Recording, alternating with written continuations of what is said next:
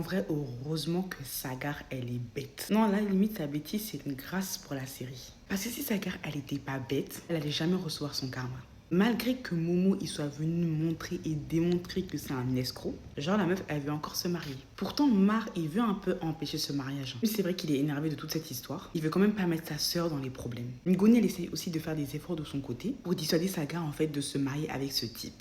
En vrai, personne ne la pousse dans ce mariage. Même ceux qui sont autour qui ne l'aiment pas vraiment, genre ils viennent juste la féliciter, mais ils la poussent pas réellement dans ce mariage. Et elle non, elle est à fond.